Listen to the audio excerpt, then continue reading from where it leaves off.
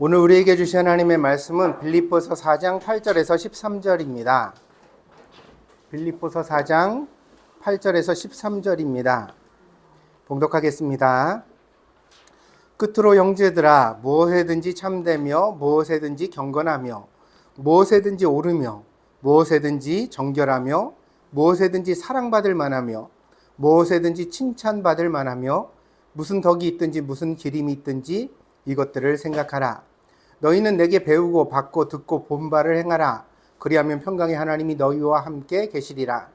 내가 주 안에서 크게 기뻐함은 너희가 나를 생각하던 것이 이제 다시 싹이 남이니 너희가 또한 이를 위하여 생각은 하였으나 기회가 없었느니라. 내가 궁핍함으로 말하는 것이 아니니라. 어떠한 형편에든지 나는 자족하기를 배웠노니 나는 비천에 처할 줄도 알고 풍부에 처할 줄도 알아. 모든 일, 곧 배부름과 배고픔과 풍부와 궁핍에도 처할 줄 아는 일체의 비결을 배웠노라. 내게 능력 주시는 자 안에서 내가 모든 것을 할 수 있느니라. 아멘. 오늘 제가 같은 본문을 우리 교회에서만도 두세 번을 설교를 드렸던 것 같습니다. 그래서 늘 이제 일체의 비결이라는 제목을 잡았었는데 오늘은 그래서 너무 똑같은 것 같아서 나는 자족하기를 배웠다 이렇게 좀 풀어서 제목을 썼습니다만 일체의 비결이라고 이해하셔도 되겠습니다. 과유불급이라는 말이 있습니다. 지나치면 모자람만 못하다는 것입니다. 우리가 유머 감각이 있다거나 혹은 다른 사람들에게 이렇게 뭔가를 잘 설명하는 그런 능력이 있을 때 참 좋은 재능이 되어집니다. 근데 그것이 너무 지나쳐서 모든 것을 웃음거리로 만든다거나 혹은 아주 사소한 것까지 모두 다 설명하려고 들다 보면 상대방을 피곤하게 만들 수도 있습니다. 때문에 좋은 것도 절제가 필요합니다. 나에게 특징이 되어지고 또 장기가 되어지는 일이라 하더라도 그것을 적절하게 잘 스스로 참을 줄 알고 절제할 줄 아는 그런 마음가짐이 필요하다 하겠습니다. 이것이 우리에게는 참 어려운 일입니다. 왜냐하면 우리 모두 자기를 이렇게 제어한다는 것이 쉽지 않은 사람들이기 때문입니다. 그래서 이 빌립보서에 들어와서 여러분에게 누누이 강조하여 설명드린 바 중에 하나가 무엇이냐면 사람은 자기 마음의 운전대를 잡을 능력과 지혜가 없다. 내가 나를 통제하려고 하고 내가 나를 다스리려고 하면 성공하느냐? 대부분 다 실패한다. 복음은 우리를 자유케 합니다. 그 자유가 우리 마음대로 하라는 뜻은 아닙니다. 다시 말씀을 드리자면 우리는 우리의 마음의 운전대를 잡고 완전한 행복에 이르는 여행을 할 수 있는 능력과 지혜가 결핍되어 있기 때문에 그래서 우리 마음대로 하다 보면 결과적으로는 파괴와 불행에 이르게 되어진다. 그래서 내 뜻대로 하는 것이 반드시 좋은 일이 아니라는 것입니다. 복음이 말하는 자유는 우리를 내적으로 붕괴시키지 않으면서도 그리스도 안에서 살아가게 하는 것입니다. 내 마음대로 하는 것이 안 좋다라고 말씀을 드리니까 그러면 내가 종속되어서 모든 것을 다 명령받고 통제받는 그런 삶을 살아가는 것이 그런 복음적이냐? 그것은 아닙니다. 그러니까 내가 붕괴되어서는 안 되는 거예요. 바울은 데살로니가 교회에 편지하면서 그 마지막에 이렇게 말했습니다. 데살로니가전서 5장 23절입니다. 평강의 하나님이 친히 너희를 온전히 거룩하게 하시고 또 너희의 온 영과 혼과 몸이 우리 주 예수 그리스도께서 강림하실 때에 흠없게 보존되기를 원하노라. 그러니까 그리스도 안에 있다는 것은 무슨 뜻이냐면 우리가 종속되거나 사라지는 것이 아니라 우리 영과 혼과 몸이 온전히 보존되는 것이라는 거예요. 내가 나다운 것이고 내가 여전히 있는 것이에요. 그런데 여전히 있는 내가 그리스도께 스스로 순종하고 기쁘게 헌신하게 되어지는 것이 복음이 말하고 있는 그리스도 안의 사람이라는 것입니다. 나의 생각, 나의 주체성, 나의 선택, 나의 자유가 그대로 있으면서도 불구하고 하나님과 교제하다 보니까 하나님이 나를 설득해 주시고 나에게 감동을 주셔서 내가 나의 선택으로 자유로 하나님을 기쁘시게 해드릴 수 있는 사람.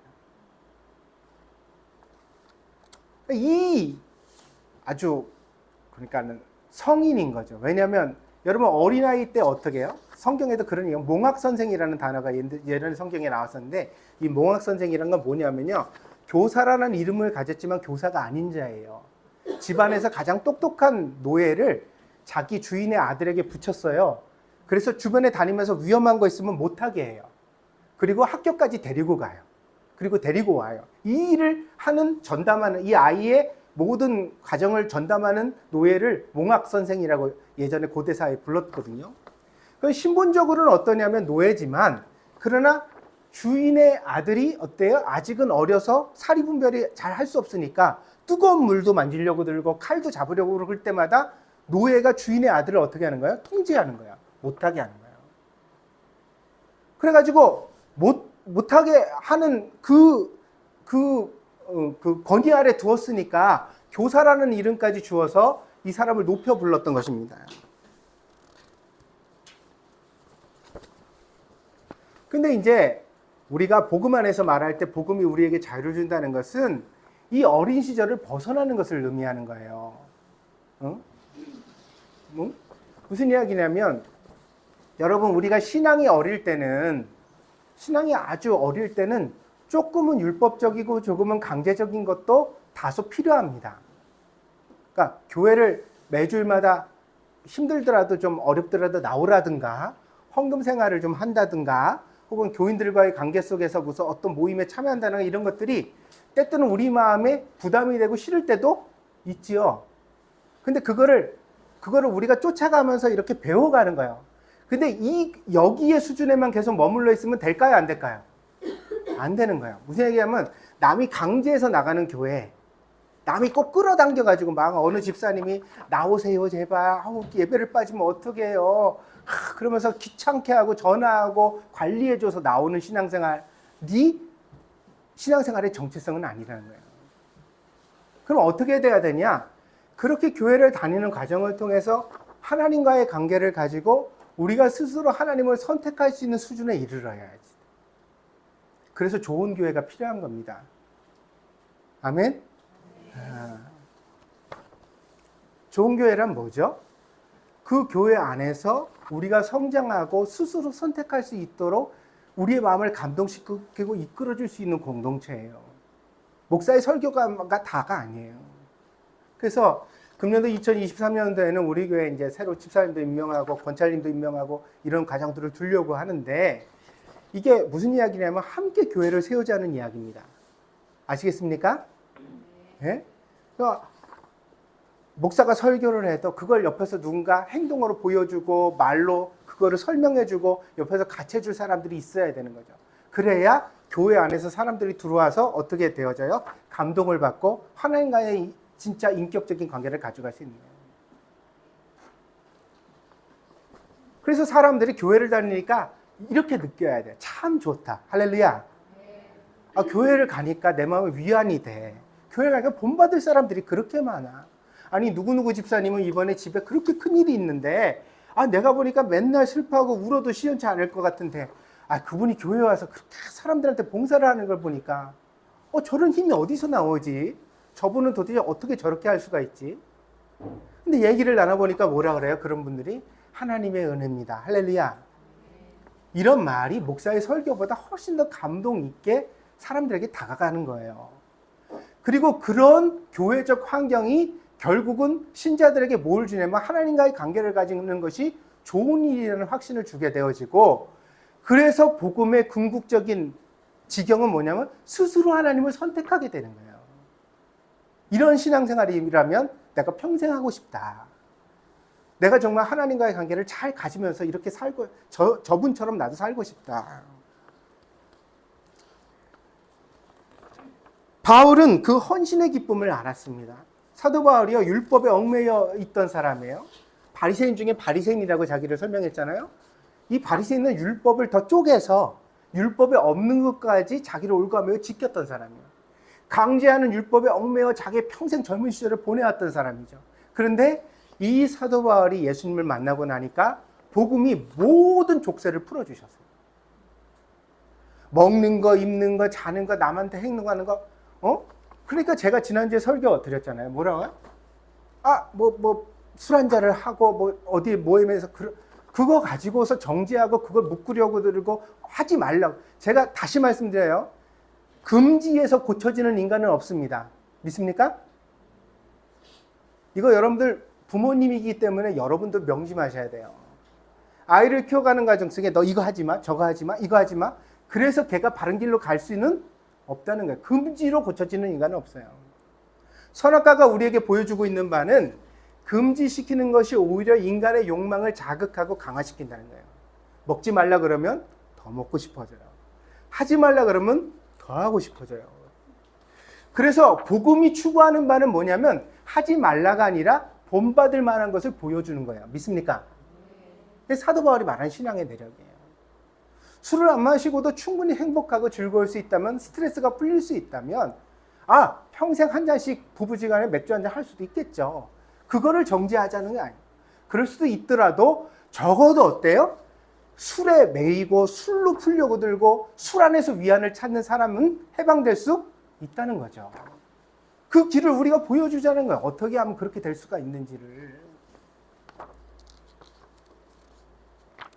사도 바울이 예수님을 만난 이후에 그 복음의 자유를 누렸습니다. 그래서 사도 바울이 뭐라고 말합니까? 자기 신앙에 대한 긍지를 가집니다. 너희도 나처럼 예수를 만나면 나처럼 예수님을 선택할 수밖에 없을 것이다. 그것이 3장에 들어서 처음 했던 얘기예요. 고상한 선택. 예수 그리스도를 아는 것이 가장 고상하기 때문이다. 내가 아는 예수님은 얼마나 좋은지 말로 다 표현할 수가 없는데, 이 예수님 당신들이 만나기만 한다면 이 예수님을 선택하고 이 예수님과 함께 가지 않을 수 없을 것이다라는 자부심이 드러나고 있습니다. 또한 사도 바울의 자부심이 오늘 본문에도 드러납니다. 그것이 4장 9절입니다. 너희는 내게 배우고 받고 듣고 본바를 행하라. 그리하면 평강의 하나님이 너희와 함께 계시리라. 그렇다면 바울은 신자들에게 어떤 모범을 추구해 갔을까요? 그 모범의 내용이 8절에 나옵니다. 뭐죠? 끝으로 형제들아, 무엇에든지 참되며 무엇에든지 경건하며 무엇에든지 오르며 무엇에든지 정결하며 무엇에든지 사랑받을 만하며 무엇에든지 칭찬받을 만하며 무슨 덕이 있든지 무슨 기림이니까 기념하다 뭐 이런 뜻 같은데, 이 원문의 뜻은 칭찬할 만한 가치가 있다 그런 뜻이에요. 그러니까 무슨 덕이, 우리 덕이라는 것은 공공의 선이거든요. 그러니까 모든 사람들을 갖다가 유익하게 하는 일이에요. 그러니까 유익하게 하다 보니까 사람들이 어때요? 칭찬할 만하죠. 그래서 모든 사람들에게 유익이 되어지고 또 칭찬받을 만한 일이 있다면 이것들을 생각하는. 이것들이 뭐예요? 앞에 나오는 거. 참되며 경건하며 오르며 정결하며 사랑받을 만하며 칭찬받을 만한 것들을 생각하라고 그랬습니다. 자, 그러면 참된 게 뭐냐, 정결한 게 뭐냐, 이렇게 들어가 설명할 수도 있습니다. 그런데 더 근본적인 것이 있습니다. 그게 뭐죠? 오늘 우리가 7절에서 여러분이 보았던 지난주에 우리가 나눴던 말씀이 있습니다. 모든 지각에 뛰어난 하나님의 평강이 너희 마음과 생각을 지키시리라 그랬죠. 그리고 나서 이제 8절에 오면 뭐라 그래요? 이것들을 생각하라 그랬죠. 하나님이 지켜주시는 생각의 특징이 뭐냐 이거예요. 하나님이 우리의 마음과 생각을 지키실 때, 하나님이 우리의 마음과 생각을 은혜로 지켜주시면 우리는 어떤 생각을 하게 될까? 그걸 풀어 쓴 것이 참되고 경건하고 옳고 정결하고 사랑받을 만하고 칭찬받을 만한 것들을 우리가 생각하게 되더라. 그러니까 이 말씀의 비결은 우리가 어떻게 하면 참되게 될 것이냐, 정결하게 될 것이냐가 아니에요. 그런 설교를 하면 이건 도덕적 설교에 끝나는 거죠. 여기에 나오는 신앙의 비결은 뭐냐면, 우리가 그리스도 안에 들어가 있으면, 그리스도 안에 살아가면 우리의 생각이 그런 것으로 가득 차게 된다. 그래서 우리가 그리스도 안에 살아갈 때 사람들은 우리를 칭찬하게 될 것이다. 그런 생각은 내적으로 있는 거예요. 근데 그 내적으로 있는 생각이 우리의 삶으로 저절로 드러나서 당연히 그리스도인의 삶은 칭찬받을 만한 삶이라고 사도 바울이 증언하고 있어요. 누구에게도 피해를 주지 않고 누구에게도 폐를 끼치지 않고 사람들이 볼 때 본받을 만한, 모범할 만한 삶을 살게 될 것이다.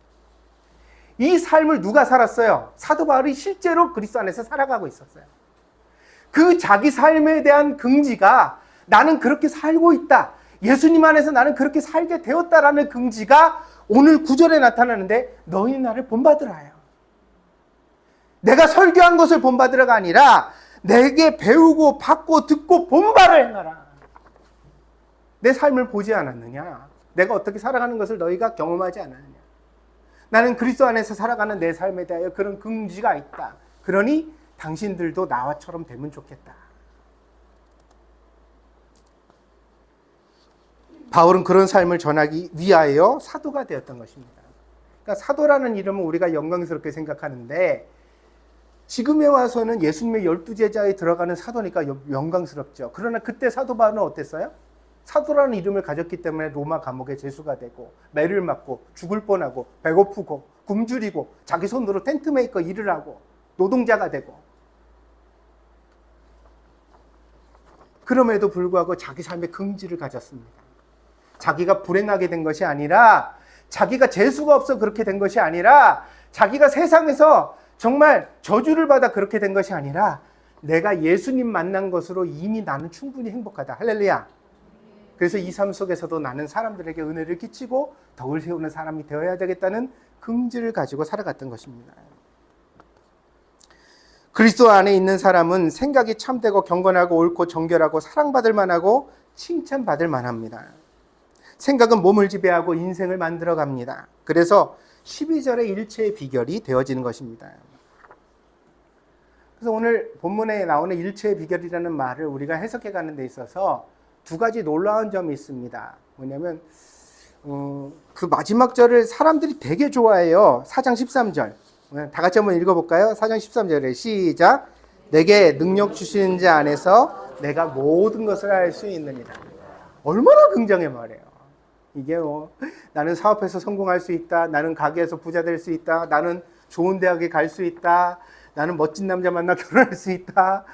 나는 좋은 여자랑 결혼할 수 있다. 뭐 이런 이야기로 폭넓게 쓰여지는 말이라는 거예요. 그런데 오늘 이 말씀이 정말 우리에게 말하고 있는 진짜 핵심적인 내용은 무엇이냐면 생각이 몸을 지배하고 몸이 행동하는 것에 따라 우리 인생이 결정되어져 간다. 그렇다면 우리의 생각을 어떻게 아름답게 만들 것인가? 어떻게 귀하고 고귀하게 만들어갈 것인가? 그것이 바로 그리스도 안에 있는 비결이라고 말하는 것입니다. 그런데 거기서 이제 우리가 흔히 말할 때 이 말을 또 이제 풍부에 처하다, 비천에 처하다 이러면 우리가 무슨 생각을 하냐면 여러분 생각해 보세요. 가난하다가 부자가 되는 것이 힘들까요? 부자로 살다가 가난해지는 게 힘들까요? 우리 모두 다 인생의 고초는 어디 있다고 생각하면 궁핍과 어려움에 있다고 생각하거든요. 추락한다고 말하죠. 그 추락이라는 것이 가만히 생각해보면 우리 존재의 추락이 아니에요. 여러분 재산이 좀 없어진다고 여러분 잔고가 은행에서 좀 줄어든다고 그래서 여러분의 존재가 변해요, 안 변해요? 남편은 남편이고 아내는 아내고 자녀는 자녀고 여러분이 살아가는 그 존재의 가치는 전혀 흔들리지 않고 똑같아요. 근데 뭐죠? 내 마음의 상태가 달라지는 거예요. 돈이 있을 때의 마음의 상태와 돈이 없을 때의 마음의 상태가. 근데 이 성경을 사도 바울이 감옥에서 쓸 때요. 자기가 감옥에 있고 막 힘들고 이럴 때. 그러니까 빌립보 성도들에게 이 설교를 할 때 사실 중심되는 나는 궁핍에도 처할 줄 알고 힘들 때도 잘 이겨내는 비결을 배웠습니다. 그러면 이해하기가 쉽죠. 근데 사도 바울이 오늘 본문에서 뭐라고 말하냐면 풍부에 처할 줄도 알고 그렇게 말해요. 어려운 상황이지만 고귀한 상황이 오더라도 거기서도 나는 합당하게 처신할 줄 안다. 내가 어떻게 행동해야 될 줄을 안다. 이 말을 바꿔 말하면 나의 가치는 그때나 지금이나 변한다, 안 변한다? 안 변한다. 오늘 이 말씀을 우리가 깊이 묵상하면서 여러분 자신을 한번 생각해 보시기 바랍니다. 여러분 돈이 있을 때나 없을 때나 여러분 자신의 정체성이 한결같은 사람입니다. 여러분의 지위가 직장에서 올라갈 때나 혹은 올라가지 못할 때나 여러분이 가지는 스스로의 긍지, 가치, 인생에 대한 방향은 한결같은 사람이에요.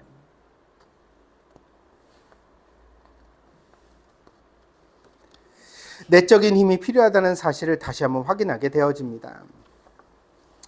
둘째로 그럼에도 불구하고 우리가 주목하는 것은 비천과 배고픔, 궁핍의 상황에서도 어떻게 만족을 누릴 것인가에 대한 비결입니다. 자, 그래도 여러분은 역시나 풍부는 어떻게 대보면 하겠습니다. 그때 내가 부자가 돼서도 여전히 내가 들뜨지 않고 사치하지 않고 남한테 의시되지 않고 사람답게 살아보는 거, 목사님, 내 인생에 과연 그런 봄날이 올까요? 그러나 그때가 되보면 그때 더 기도하고 한번 노력해보죠. 그러나 그날은 아직 안 온 것 같고, 지금 내 인생의 대부분은 궁핍과 고난과 시련으로 가득 차 있는데, 그럼 이런 날을 이겨내는 비결은 과연 뭐가 있겠습니까? 목사님, 은행의 잔고가 줄어가고 내가 아무것도 아닌 백수가 돼서 사람들이 자꾸 나한테 뭐 취직은 됐냐, 뭐 어디 갈 거냐, 뭐 이런 거 묻고, 자꾸 요즘 청년들한테 그런 말 하지 말라 그러죠. 저거 결혼을 했냐 안 했냐 이런 거 묻는다. 그 명절날 만나가지고 뭐 직장이 됐냐, 뭐 결혼을 언제 할 거냐 이런 거 묻지 말라 그런다는 거. 근데 그렇게 힘들 때에도 역시나 우리가 우리 자신을 지켜갈 수 있는 비결은 과연 무엇인가? 거기에 대해서도 사도 바울은 대답을 해주고 있는가? 오늘 본문이 말하는 그 비천에도 이겨낼 수 있는 긍지의 비결은 사랑입니다. 바울은 그리스도 안에 있음으로 예수님 안에 살아감으로 그 어떤 역경을 만나더라도 침몰하지 않는 평강과 기쁨을 알게 됐다고 고백합니다. 그것은 예수님을 사랑하기 때문에 도달하게 된 사도 바울의 마음의 상태입니다. 사람과 사람의 관계의 근간은 사랑입니다. 이 사랑이 어디로부터 시작될까요? 성경은 너무 잘 보여줘요. 왜냐하면 성경이 말하는 모든 계명을 한마디로 압축하면 뭐라고 예수님 말씀하셨죠? 내 이웃을 내 몸과 같이 사랑하라. 이 한마디에 성경이 말하는 모든 율법이 들어있다. 예수님 그렇게 설명하셨어요. 근데 이웃을 사랑하려면 먼저 전제되어지는 게 있습니다. 그게 뭐죠? 내 몸을 사랑해요. 내가 나를 사랑할 줄 알아야 비로소 남을 사랑하는 법을 바르게 배우게 된다는 거예요. 자기 사랑이 바탕입니다. 이 에고가 확장되어서 다른 사람을 받아들이는 것을 사랑이라고 말합니다. 그래서 사랑을 정의 내린다면 뭐 여러 가지 말이 있겠지만 사랑이란 뭐냐? 타자를 나로 느끼게 되어지는 감정. 자식을 낳았는데요. 이 조그만 어린아이를 내가 막 돌봐주잖아요. 근데 내 속으로 나왔으니까 자식이라는 이름을 붙여서 그 아이를 부르기 시작하지만 그러나 그게 참 낯설기도 하고 어렵기도 해요. 여러분 부모 됐을 때 당황스럽지 않았어요? 저는 첫 애를 낳았을 때 우리 준혁이를 낳았을 때는 마음껏 기뻐하지 못했던 것 같아요. 왜냐면 그 아빠라는 이름이 당혹스러워서. 이걸 내가 어떻게 하지 얘를? 이제 어떻게 해야 되는 거지? 근데 둘째를 낳았을 때는 조금 감정이 내려가고 기뻐할 수 있었어요. 그건 내가 아빠를 잘할 수 있다는 자신감보다는 뭐라 그럴까? 기뻐해야 된다는.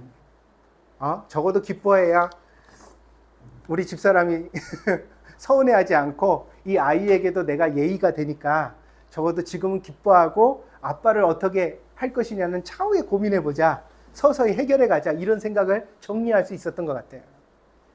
그러나 지금 우리 아들들이 30살이 되어져 가는데 지금도 저에게 아빠라는 자리는 역시나 두렵고 어렵습니다.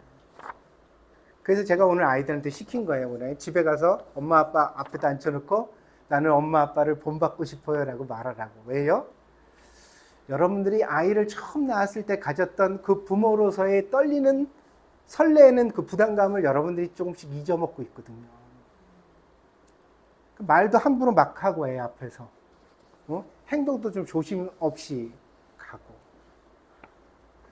근데 사실은 어린아이였을 때는 내가 먹는 식성, 내가 하는 작은 몸짓 같은 것들을 배우지만 지금 그 아이가 10살, 20살이 되어져 갈 때는 진짜 뭘 배워요? 부모로부터? 인격을 배우거든요. 그래서 엄마가 어렸을 때는 육신의 젖을 먹이지만 아이가 사춘기에 접어들면 엄마와 아빠가 정신의 젖을 먹이게 됩니다. 그 아이에게 인생의 시련 앞에서 어떤 태도를 취할 것인가, 뭘로 이겨낼 것인가. 그래서 여러분, 아주 비참한 가정들 보면 그러니까 알코올 중독 같은 걸 겪는 가정들 있잖아요. 근데 신기한 게 뭐냐면 그 자녀들이 어려움에 처하면 똑같이 알코올 중독이 될 가능성이 많아요. 그럼 왜 부모가 그렇게 사는 걸 보고 나서 교훈을 받지 못했을까? 왜 저렇게 될까? 이렇게 생각하게 되잖아요. 근데 그 기제가 똑같더라고요. 뭐냐, 일단 체질적으로 술에 취하고 정신이 맑지 못한 그런 체질적인 특징이 유전적으로 그대로 상속되어지고, 두 번째로 스트레스를 받거나 어려움이 있으면 그걸 술로 푸는 습관을 아이들이 보고 자란 거예요. 그러니 그런 상황이 계속 대대로 반복되어지는 그 가문에 흐르는 저주가 되어지는 거예요. 이걸 깨트려야 되죠. 뭐 누구로부터는 좋은 모범을 배워야 돼요. 어떤 식으로. 그러니까 제가 다시 말씀드리는 게 뭐예요? 사람이 슬프고 힘들 때 술로 풀어서는 된다 안 된다? 안 된다. 그게 아닌 다른 건강한 방식으로 자기 감정을 해소하고 건강하게 살아가는 모범을 누군가는 보여줘야 그 인생이 변하는 거예요.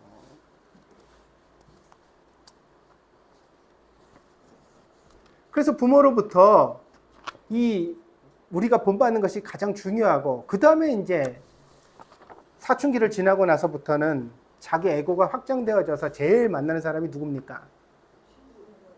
친구이기도 하고, 그 다음에 친구는 뭐 몇 년 있다 헤어지기도 하고 바뀌기도 하는데, 그 다음에 인생에서 가장 중요한 사람 만나는 게 그 동반자죠.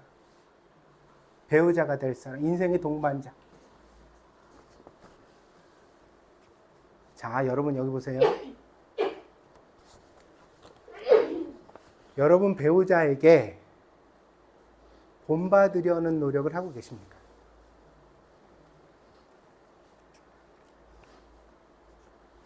결혼을 할 때는요, 우리가 대부분 자격이 없는 특징에 이끌린대요. 매력이란 게. 그러니까 나한테 있는 거는 별로 평범해 보이고, 나한테 없는 부분이 상대한테 있을 때 그게 보석처럼 반짝반짝 빛난대요. 그래서 그걸 나한테 흡수하려고 나도 그렇게 되고 싶어서 더 만나고 얘기 나누고 함께하고, 그게 사랑이 되어서 동반자가 됐어요. 근데 사람 변해요, 안 변해요? 잘 안 변해요. 살다 보니까 익숙해져요. 심지어는 내가 좋아하던 부분이 내가 싫어하는 부분으로 변할 수도 있어요. 에고의 확장이 멈추기 시작합니다. 그럼 무슨 문제가 생기냐?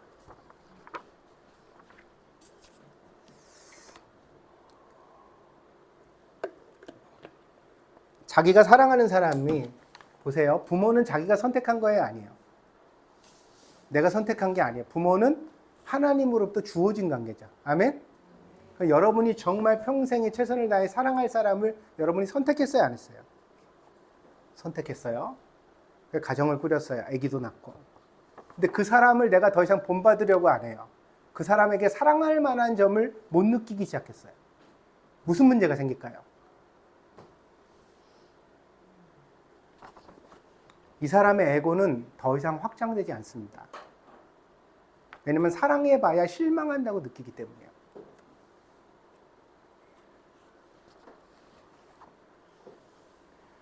사랑이 삐뚤어지기 시작합니다. 부부관계가 원만하지 못한 부모일수록 자식한테 막 집착하더라도 그 집착이 인격적 사랑이 돼요, 안 돼요? 안 돼요. 소유적 사랑이 돼요. 내 뜻대로 막 만들려고 그래, 애를. 왜 그렇죠? 인격적 사랑을 나눠야 될 대상으로부터 인격적 사랑을 못 배운 거예요.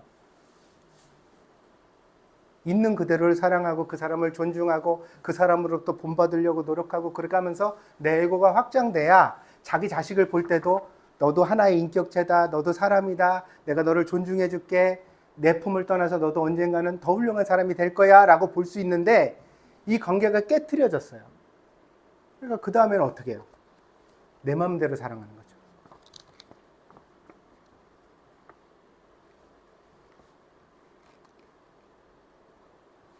사랑은 타자를 내 안으로 받아들여 그를 위하여 기쁘게 헌신하는 것입니다. 본래 사람은 내가 먹어야 배부르고 내가 가져야 행복하고 내가 누려야 비로소 좋은데, 근데 사랑은 내가 가진 것을 타자에게 줌으로써 내가 더 행복해지는 감정. 그럼 오늘 예배를 드리면서 우리가 다 반성할 부분이 있습니다.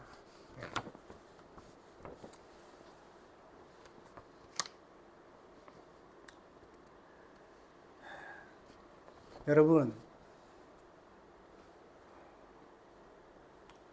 주부들이 집에서 식구를 위해서 음식을 맛있게 하고 빨래를 하고 집안일을 돌보는 것은 그게 희생이 아니에요. 자기 행복을 만들어가는 과정. 그렇게 해서 아이가 멋있는 모습으로 아침에 학교 갈 때 남편이 건강하게 출근했다 돌아오고 그럴 때 거기서 보람을 느낄 수 있어야 여러분들 행복한 거예요. 근데 어떻게 해서든지 한 끼도 안 차려보려고 그러고 퇴근에 돌아온 남편이 청소기 돌려주면 좋겠고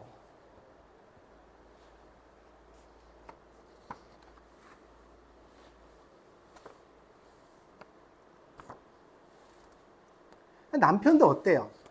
비록 내가 회사에서 몹시 힘들게 돌아왔지만 거기는 내가 돈을 벌기 위해서 봉사했던 자리고 가정은 어떤 거예요?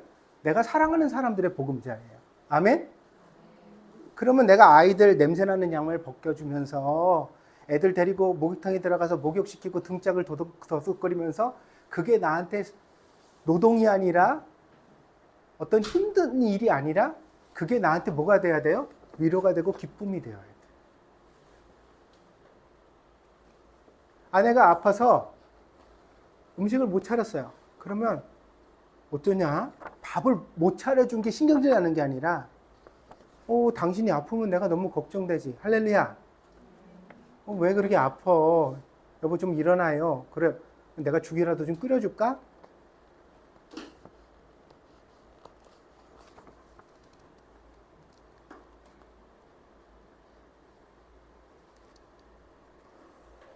이 신비한 현상을 우리는 설명할 길이 없습니다. 간혹 동물의 세계에서도 지극한 사랑이 발견되기는 하지만 사랑이 가장 보편적인 존재는 사람밖에 없습니다. 사람의 관계의 근간은 사랑이에요. 그 사랑을 사회적으로도 요구하고 있는 거예요. 그래서 어때요? 우리가 이렇게 추운 날씨가 되면 불우이웃돕기를 해야 된다고 그러고 막 사람들이 그런 이렇게 추울 때 가난한 사람은 어떻게 살까 이런 걸 염려하는 거가 이게 지구한 인간의 사랑의 감정을 우리에게 말하고 있는 것입니다. 여러분 프랑스의 해질녘 들판을 그린 만종이라는 그림을 아실 겁니다. 시골의 부부가 농부들이 이렇게 서가지고 조용히 해질녘에 기도하는 멋진 그림이죠. 이 작품을 그려냈던 작가 밀레는 처음에는 무명의 작가였다고 합니다. 근데 이 밀레에게 절친이 하나 있었는데 그게 자연주의 철학자 루소예요. 루소의 철학은 자연으로 돌아가라 이런 얘기를 했던 분인데 이 밀레도 원래 그때 전까지의 화가들의 화풍이라는 것은 귀족의 초상화를 그리거나 뭔가 컨셉 있는 작품을 그려내는 것이 그림의 주풍이었거든요. 근데 밀레라는 사람의 그림의 특징이 뭐냐면 자연주의 화가예요. 있는 풍경을 그대로 그려내는. 그래서 시골 사람들의 풍경, 소시민이 살아가는 삶의 풍경들이 그림의 주제가 되기 시작했던 게 이때입니다. 밀레가 그런 그림을 처음 그렸던 사람이기도 합니다. 그러니까 루소라는 철학자가 그걸 알아보고서 당신 그림 참 좋다. 그러면서 서로 친구가 되었던 것 같습니다. 어느 날 루소가 가난한 밀레를 찾아왔습니다. 그러더니 하는 말이 뭐라고 말하냐면 이렇게 말합니다. 이복에 자네 작품을 드디어 사람들이 관심 가지기 시작했네. 내가 가는 화랑이 하나 있는데 거기 화랑 주인이 자네 그림을 보더니 꼭 사고 싶다고 그러면서 나한테 이렇게 성금까지 주지 않았나. 그러면서 300프랑을 갖다 봉투에 담아가지고 내밀면서 자네 그림을 앞으로 사주겠다고 그러니 이 돈 받고 그림을 하나 내놓길 바라네. 그래서 밀레의 그림을 하나를 갖다 300프랑을 바꿔서 이 루소가 가지고 갔다는 것입니다. 루소가 내민 300프랑은 밀레에게 큰 희망이 됐습니다. 첫째는 생활고를 겪을 때 참 힘이 됐지만 두 번째는 뭐냐면 내가 이렇게 무명이고 아무도 알아주지 않는데 누군가는 내 그림을 돈 주고 산댄다. 그러면 내가 그림 그리면서 계속 살 가치가 있지 않을까. 그런 생각을 가지고 그림 활동을 계속해 나가게 되었답니다. 몇 년이 지난 다음에 마침내 밀레는 사람들에게 인정을 받기 시작했습니다. 그가 명성을 얻고 많은 사람들에게 유명한 화가가 되었습니다. 하루는 밀레가 루소의 집을 방문하게 됩니다. 자기 친구 집에 가서 차를 마시려고 딱 갔는데 몇 년 전에 화랑 주인이 사갔다는 그림이 이 루소의 거실에 딱 걸려져 있는 거예요. 무슨 얘기냐? 아무도 밀레의 그림을 살려고 했던 사람이 없었다는 거죠. 루소가 자기 친구를 격려하기 위하여 자존심 상하지 않게 도와주려고 자기 돈을 내밀면서 네 그림 너무 좋다고 사람들이 지금 난리야. 그러니까 조금만 더 용기 내. 그러면서 격려했더라는 것입니다. 그 격려가 힘이 되어서 우리가 알고 있는 밀레라는 훌륭한 화가가 세상에 나올 수 있었던 것입니다.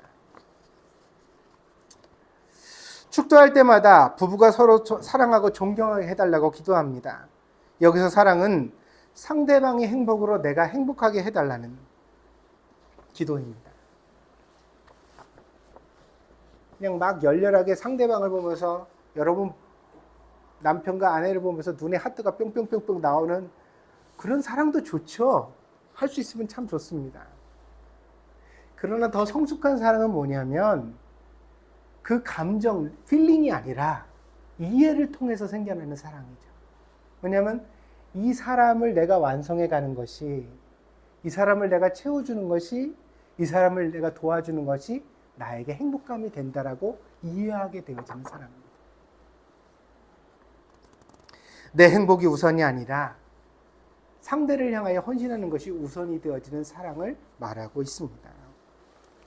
사랑은 억지로 되는 것이 아닙니다.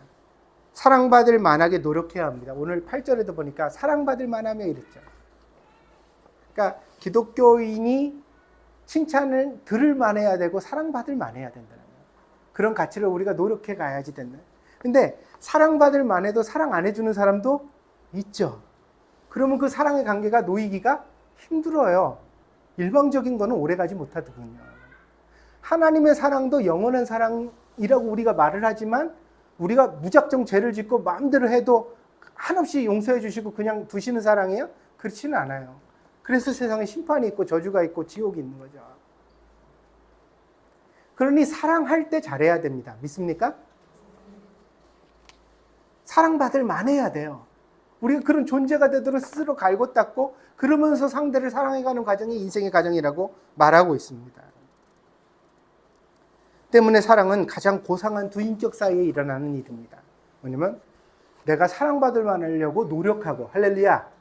근데 그걸 알아보고 감사하고 기뻐하고 좋아해주는 상대방이 있는 것. 그래서 서로 간에 사랑의 선순환이 일어나는 거예요. 내가 이 사람을 위해 더 훌륭해지고 이 사람도 나를 위해서 더 훌륭해지고. 그것이 인생을 살아갈수록 당신이 옛날엔 나 만날 때 그렇게 날카롭고 까칠하더니 요즘은 당신 너무 부드러워진 것 같아. 좋아. 할렐루야. 나만 그래? 당신도 그래. 당신도 옛날보다 훨씬 더 좋아졌어. 나는 당신 요즘 보면 너무 고마워. 부부지간에 이런 말이 오고 갈 수 있으면 참 좋죠. 목회를 하면서 가만히 보면 부부지간에 이런 대화가 잘 없어요. 맨날 상대방 흉만 보고. 그 제가 다시 말씀해요. 뭐하러 만났어요 도대체? 왼수 삼으려고 만났어요? 흉보고 구박하려고 만났어요. 여러분이 만난 처음의 동기를 기억하시라는 거예요. 사랑하려고 만난 줄 믿습니다. 행복하려고 만난 거예요, 같이. 믿습니까? 제가 이 얘기를 왜 드리는 줄 아세요? 예수님 눈에 보여요, 안 보여요? 하나님 눈에 보여요, 안 보여요? 성경을 가지고 아무리 떠들어도 하나님 사랑, 예수님 사랑은 쉬워요. 왠 줄 알아요? 안 보이시니까. 밥 한 끼 차려드릴 필요가 없어요, 예수님은. 예수님 위해서 여러분 뭘 했어요? 유니클로 가서 옷을 한번 사봤어요? 예수님 위해서 여러분 뭐 했어요? 말로만 하는 사랑, 이 종교적 도그마가 그래서 위험한 거예요. 하나님을 위해서는 목숨도 걸 수 있어. 왜? 말로 거는 거니까. 근데 하나님을 사랑하면 어떻게 해야 돼요? 내게 보이는 누군가를 사랑해야 되는 거예요. 그럼 다시 말해요. 나도 사랑하지 못하고 부부관계도 사랑하지 못하는데 누구를 사랑해요? 사람들이 덧셈 배우고 뺄셈 배우고 곱셈 배우고 나눗셈 배우고 순서가 있잖아요. 이거를 건너뛰어서 갑자기 2차 방정식, 3차 방정식 들어갈 수는 없는 거예요. 첫째, 다시 말씀드려요. 여러분 자신에 대한 사랑을 회복하기 바랍니다. 못나고 부족하고 다소 결함이 있더라도 여러분 스스로 자기를 귀하게 여기고 애정하고 자긍심을 가지고 사랑할 수 있는 여러분이 되어지길 바랍니다. 자꾸 자신한테 못났다, 못한다, 응? 부족하다, 안 됐다 그런 말 하지 마세요. 이만큼 살아왔으면 훌륭합니다. 믿습니까? 자기 자신에 대하여서 사랑하는 법을 배우세요. 두 번째, 옆에 있는 사람부터 사랑하세요. 제발. 가정의 회복이 일어나지 않으면 교회에 와서 사랑 말하는 거 다 허사입니다. 사도 바울은 결혼을 한 사도는 아닙니다. 그러나 에바브로디도 디모데와 같이 자기 곁에 있는 사람들을 지극히 사랑했습니다. 왜냐하면 사도 바울에게 있어서 하나님이 자기에게 보내어 주신 사람들을 사랑하는 것이 하나님을 사랑하는 일이라고 느끼고 깨달았기 때문입니다. 그 사랑이 확장되어서 사도 바울은 빌립보 교인들을 향하여 말합니다. 나는 일체의 비결을 배웠다. 가난하고 풍부하고 어렵고 힘든 상황 속에 비천에 처할지에도 나는 내 자신의 자긍심을 잃지 않고 한결같은 사람으로 살아가는 비결을 배울 수 있었다. 왜냐하면 나는 여전히 사랑하기 때문이다. 하나님을 사랑하고 그리고 하나님이 내게 주신 사람들을 사랑하기 때문이다.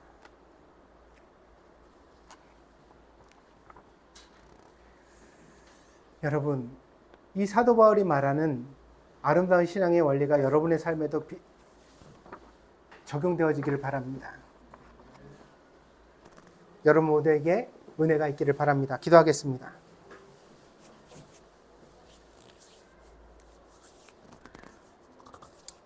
사도 바울이 로마의 차디찬 감옥 속에서도 낙담하지 않고 기뻐하며 감사하며 그 자존감을 유지할 수 있었던 비결은 하나님을 향한 지극한 사랑, 그리고 또한 하나님께서 사도 바울에게 보내어주신 아름다운 사람들에 대한 사랑이 그 마음속에서 있었기 때문인 줄 압니다.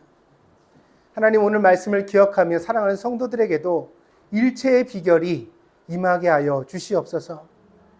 하나님이 주신 가정, 하나님이 주신 교회, 하나님이 주신 내 인생 가운데서 지극히 사랑할 줄 아는 사람이 되게 하여 주셔서 우리 성도들이 그 어떤 환경 속에서도 넘어지지 아니하고 항상 감사하며 기뻐하며 자기 인생을 이루어갈 수 있는 복된 성도들 되게 하여 주시옵소서. 무엇보다도 가정의 회복을 위하여 간구합니다. 하나님, 부부가 서로 존경하며 사랑하여 살게 하여 주옵소서. 진심으로 상대방을 염려하고 상대를 위하여 헌신할 수 있는 남편과 아내가 되게 하여 주시옵소서. 당신의 행복이 나의 행복입니다. 당신의 기쁨이 나의 기쁨입니다. 당신으로 인하여 내가 비로소 완전해집니다. 그렇게 고백할 수 있는 우리 사랑하는 동경들께 모든 성도들의 가정이 되게 하여 주시옵소서. 하나님께서 은혜 주시기를 원하오며 모든 말씀 예수님의 이름으로 기도하였습니다. 아멘.